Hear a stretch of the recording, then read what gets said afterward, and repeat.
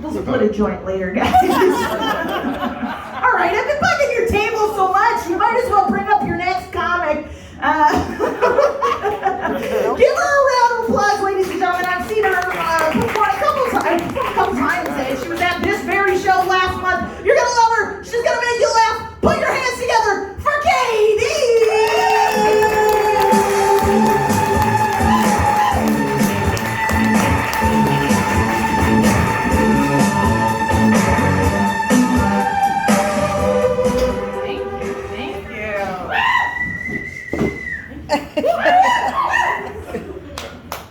I feel like nipple jokes are like a prerequisite. So gotta come up with something. I did have a breast reduction about 4 years ago. Woo! Yeah, these puppies were about the size of my head. I woke up and I looked down. I'm pretty sure that she put lefty on righty. There's a piece missing in lefty. And righty has a piece that's still stuck underneath. So, yeah, they're not quite even anymore. Heather said something about wearing the padded bra, and you can see through the padded bra. Well, there's quite a while that I couldn't wear a padded bra or any kind of underwire, so they were just right out there. Well, with them being a little bit off kilter, my staff at work like to affectionately call me a drunk nips. I kind of went a little like this, so that's my nipple joke. Good. But yeah, I'm feeling pretty good lately. I got some pretty sweet validation recently. Oh. Yeah. I got diagnosed with a bulged disc. Oh. Mm-hmm. So turns out I am big boned. Yeah, feeling good. So I called out that bitch Lindsay from elementary school. And I was like, turns out I have a medical condition. So how do you feel now about calling me fat? She said, I feel like you're going to a lot of trouble to tell me that you're still fucking fat. Bitch was always right. But can't help it, I love my weed, right? Yeah. I once had a hamster. I got high so many times and left the cage open, he just figured out how to close it himself. He's over there like, it's cool, I got this, you know, just little tiny hamster hands. You just keep rocking your bong over there, Mom. Just please don't forget that I eat every day. My little chunk just passed away recently, not because I forgot to feed him, fucking relax. But, I do miss him though, you know, my little OG. Original gerbil. Yeah. Just gonna pour one out for my hammy right now. I have a lot of animals though. Actually, I have 3 dogs. I have a cat and I have 14 lizards. What? It's true. About 6 more in the making. If you want a fucking gecko, get at me. But I'm not lying. But I have one of those stickers on your my front door.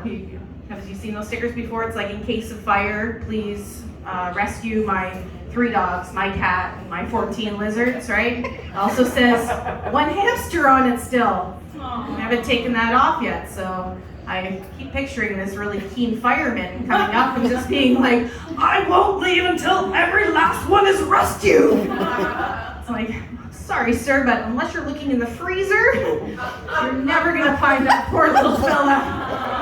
I really gotta bury him before the winter. Beside the chicken nuggets. With a couple of geckos that didn't make it. But yeah, I actually have ADHD, and I just had to recently go on some medication for it, because, you know, the pandy and all that. And my doctor knew that I'm quite a pothead, and she warned me. She said, you know, this medication that you're taking may have very, very adverse effects if you smoke weed. So I really recommend that you quit smoking pot, because you can actually possibly die. I was like, what? Oh my God, I guess, you know, I'm gonna have to take my fucking chances, right? Like, definitely not giving up. So I would rather just die. Let's be real here. But since the cannabis store is open, I know it's frowned upon to still be using the weed dealers, right? But I feel since COVID hit strippers so hard, I should really do my part to still support their baby daddies though, right? Giving back to my community, right? But since the strip clubs have been closed, I've been watching a lot more porn. Yeah, gotta be honest, I'm usually not like completely sober when I'm doing my browsing, right? Like, okay, Google, show me tits and dicks, right? Yeah, that kind of browsing can get you some viruses. Probably less than the strippers would give you, but not a lot in life more embarrassing than bringing your porn-filled laptop in to get fixed, though, right? I mean, unless the IT guy is your father-in-law. Yeah, it was all smiles and I don't know what happened. I bring it over, right? And then a week later I sent my husband to pick it up. And me and him have not made eye contact at a family function since. Yeah, what's worse is in the audience this tonight. So. Sorry, Dad. It's all good. He's like, I saved every fucking video. I'm into some weird shit, and so is he apparently. Watching a lot of TV too. You know, over the last year, I got into the lowest form of television, reality. Right? Yeah. You guys like reality shows? No. No, I do not. Fine. So, you guys like reality shows? All right, thank you. No, I like just like the worst ones. I really got into Temptation Island. Yeah, you guys heard of this? Yes. Yeah, they take like 5 attractive couples, send them to an island, separate them, and they have to live with a bunch of hotties for an entire month. Single hotties for an entire month, right?